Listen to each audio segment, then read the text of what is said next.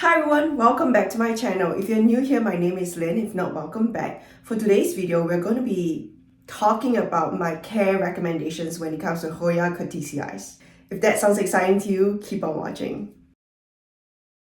So Hoya Curtisii are something that I've been getting a lot of feedback about on YouTube and also on Instagram and also on Facebook actually, that you guys have a lot of trouble with. And here are my sincere thoughts, recommendations, and what I've done to grow my Hoya Curtisii looking like that. So before we get into like my care recommendations, let's just take a look at the plant, right? So this is the Hoya Curtisii. I have it here in a hanging basket. It's going extremely well, extremely lush. This plant has very interesting leaves for a Hoya. I've never seen a Hoya with similar looking leaves like these. So this is a very small leaf Hoya. It has like a rounded shape with like a pointed tip, and the leaves, if you can see under the light, it's actually kind of fuzzy. So the stems are kind of fuzzy, the leaves are also kind of fuzzy. It has like a really velvety, sweet, light sort of feel. The leaves are not soft, they're really hard, succulent leaves. So this is, by all accounts, a very, very interesting and fun. And look at that, look at the splash. The splash is very high on the Hoya Curtisii, and you don't usually have to worry about the plant reverting or anything like that. My Hoya Curtisii splashes have never reverted on me. So the growth habit of this plant is trailing, but you can definitely put it up on a trellis if you want to. You don't have to. It really does grow really well trailing. It also doesn't naturally climb, so if you're going to put it on a trellis, you're going to have to clip it to the trellis. But I have seen a lot of very interesting, beautiful specimens online where like people have trellised it into like really specific shapes and different things, and those also look really cute. But my point is, if you don't want to do that, this is one of those Hoyas that don't need a trellis to leaf up. It's splashy, it has an interesting leaf shape, it has thick succulent leaves, it's rounded and pointed, and it's a small leaf Hoya. Beautiful. So that is what you will usually find when you go to like a nursery, or like the most common kind of Curtisii is the Curtisii splash. I understand that some people also started selling the Curtisii super splash, and that's just like the same thing but with more splashing. I personally don't find those to be super worth it. Just because the regular Curtisii splash is already pretty splashy, the silver on these Curtisii, it's not like a bright silver like on the Wilbur grapes, for example. This is more of like a whitish matte silver. So it's not like super obvious whether your plant is like super splash or not. I mean, it is obvious, but it's not like super obvious. So if you have like other things you want in your wish list, I would recommend just saving that money and buying something else that is more special. But again, if you love the Curtisii Super Splash, go get it. It's like your prerogative. I have a second specimen over here in the background. This is my Hoya Curtisii in a variegated. And as you can see, very similar to the Curtisii Splash, it also has silver splashing, but on this specimen, it's mixed with an inner variegation. Again, the inner variegation is not so poppy like a Polynera inner variegated or like a Carnosa Crimson Princess. It is more of like a muted green on green variegation, like a lime green on a dark green background. The veins, not the veins, the strands that do have like a nice amount of variegation also usually have like a pinky looking stem. So that's another thing you can look out for. But I have these two variants here that are growing really well for me.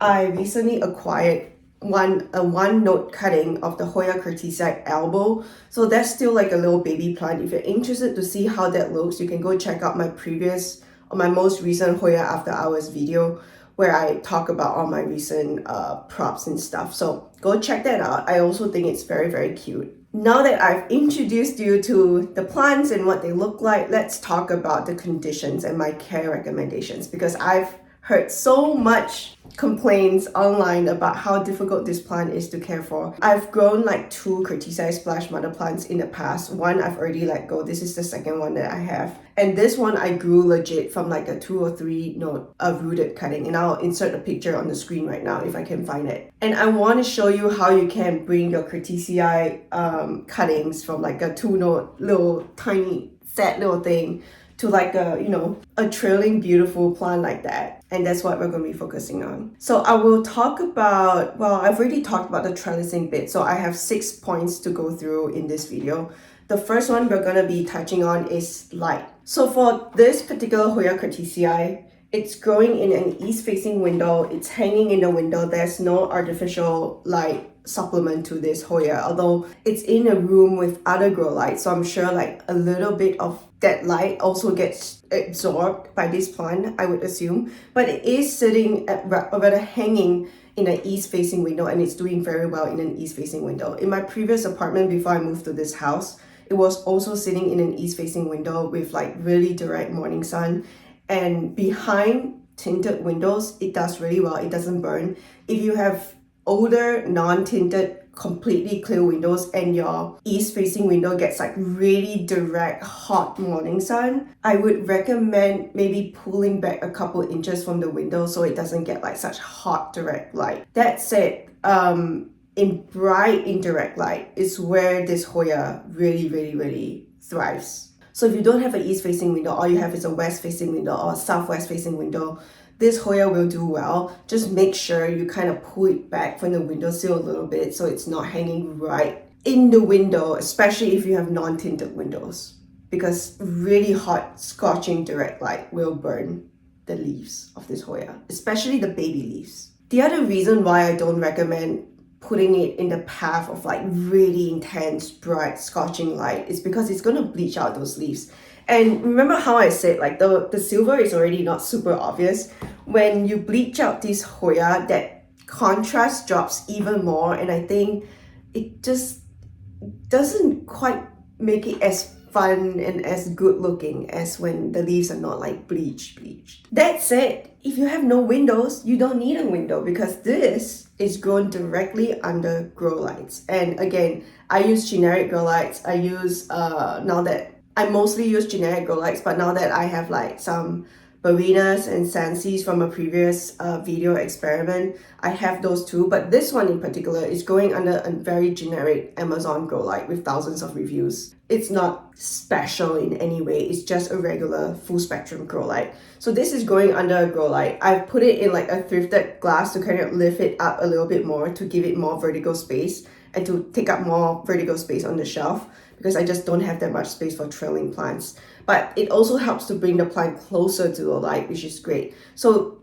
the Hoya Curtisii really thrives under bright indirect light, and it can be from an east-facing window, it can be from a west-facing window, it can be from a south-facing window, and also it can also be from a grow light. Just make sure it gets bright indirect light and not like hot, scorching direct light.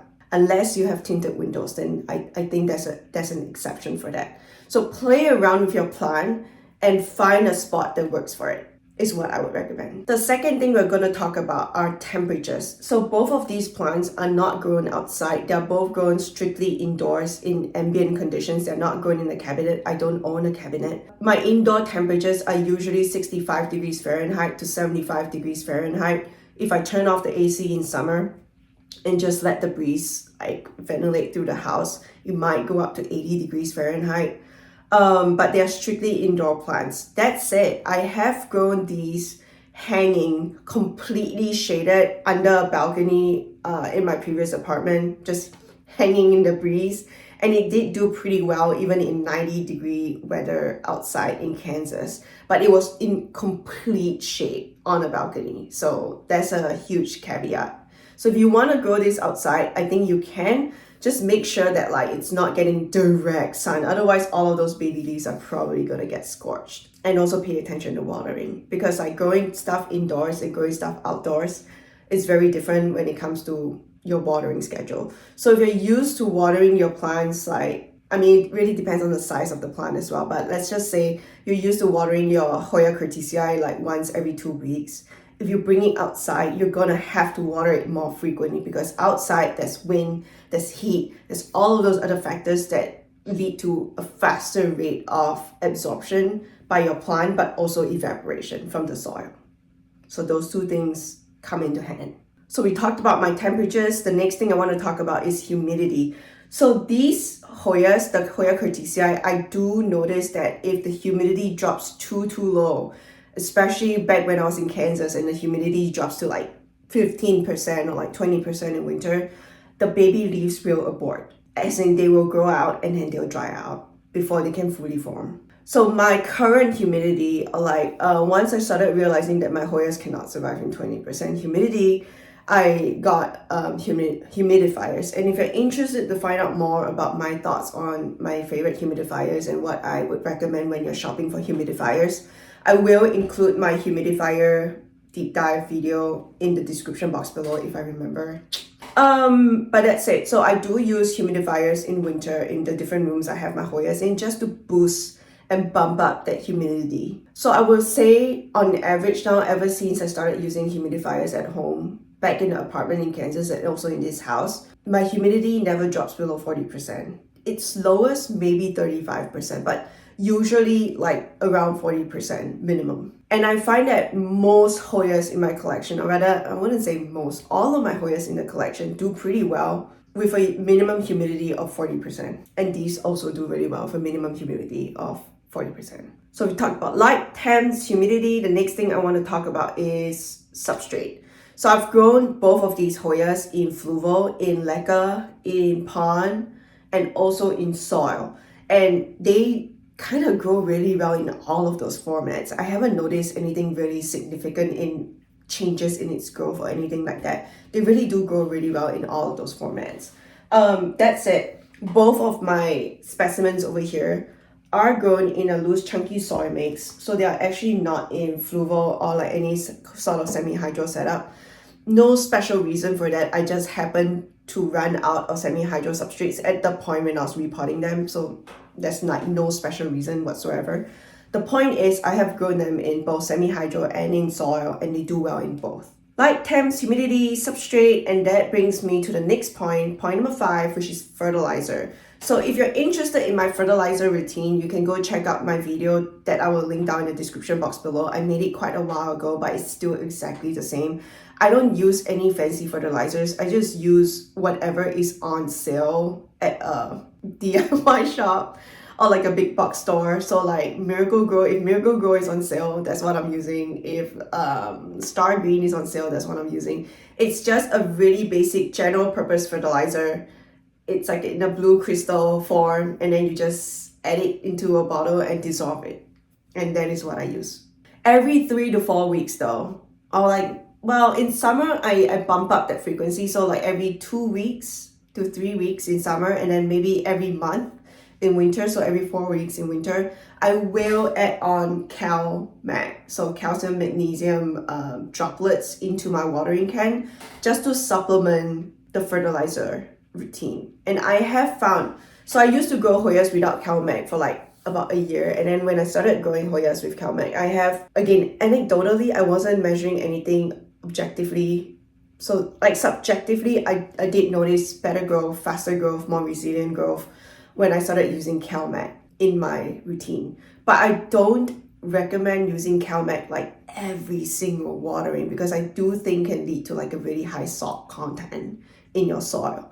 But for my full fertilizer routine, go check out that fertilizer video. I really talk about like exactly what I do for my fertilizer routine. And this Hoya does not enjoy any special privileges whatsoever. The fertilization routine for the Hoya Curtisii is exactly the same for all of my other Hoyas. So it's pretty chill in that regard. And that brings me to the last point number 6, which is pest control. So this Hoya so far has not been like super attractive to pests. Fingers crossed. I think its greatest enemy will probably be mealies, so like above the soil mealies and root mealies under the soil mealies. I think I had my Hoya Curtisii mother plant way back when it was still a little baby. It had root mealies and I had to chop it down and restart it. And I have found like regular mealies on it in summer before, but it was pretty easy to treat, just like alcohol wipes. Like a little Q-tip dipped in alcohol will solve the problem for you, or like a brush tip dipped in alcohol. If you're interested in my pest routine, I will also include it down in the description box below. And I also have like a specific mealy YouTube short that I also include down in the description box below. So there's so many videos to include. I'm gonna try my best to remember. Hopefully I remember everything, but if I don't remember, just search it on the YouTube search box and you'll probably find it. But yeah, I think those pests are probably going to be like the most common ones with the Hoya Curtisii, because look at it, it's so bushy. It's easy to miss regular mealies when your plant is like super bushy and super tight. I think another pest that would probably be really attractive for this plant would probably be mites in winter when like temps drop and it gets really dry. So keep an eye out for that. But most of my problems when it comes to pests for like these two plants have been just mealies. And mealies are attracted to Hoyas in general. So it's not like special to the Hoya Curtisii. One thing I do as like a regular pest management kind of thing that's very simple. I bring both of these plants into the shower and I basically give it a really good showering. I lift up all of the strands and I spray it down on both the top of the leaves and the bottom of the leaves to really just like wash off any potential pests that I'm not seeing. And doing this like on a monthly basis has been, I feel, quite a good, cheap, regular way of maintaining pests and like managing pests, but also like keeping the leaves nice and pretty looking. So we've talked about my 7 points of like care recommendation tips like light, temps, humidity, fertilizer, pest, substrate, trellising. The last thing I want to talk about, like a little tip that I use to like get my Hoya Curtisii to get lush faster, is just pinning it back. So if you look at these strands, it's really cool, but like on the Hoya Curtisii, they grow out really long aerial roots, very different from other Hoyas. So what I do, especially when you have like a tiny little cutting, instead of chopping it and propping it separately and then like transplanting it back into the mother plant, what I like to do with the Hoya Curtisii especially, if I have bare soil available around the pot, I just grab like the longest strand and I lay it root side down. So like these tiny little aerial roots, I lay it root side down onto the bare soil and I grab propagation pins and I just start pinning them down. And what that does, especially when the topsoil is wet when you water it and after you pin the strand, all of these points that develop into actual roots that root up into the soil will grow new growth points.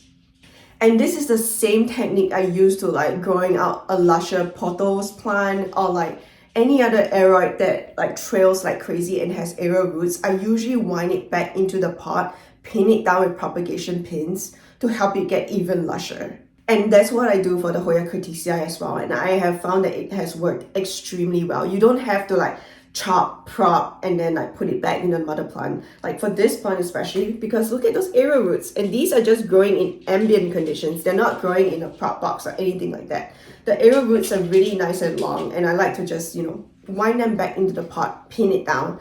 And in no time, it gets really lush, really fast. Faster, at least. So those are my 7 recommendations when it comes to the whole care routine. And my last one is more of like a growth tip for you to like grow a lusher mother plant. I hope you enjoyed today's video. If you have any questions, please don't hesitate to comment down below. Reach out. If you have no questions and you just want to say hi, tell me where you're from, please do that as well. I enjoy interacting with all of you online. And if you enjoyed today's video, please give it a thumbs up. So like, comment, subscribe to the channel if you want to see more. Thank you for your attention as always. Bye.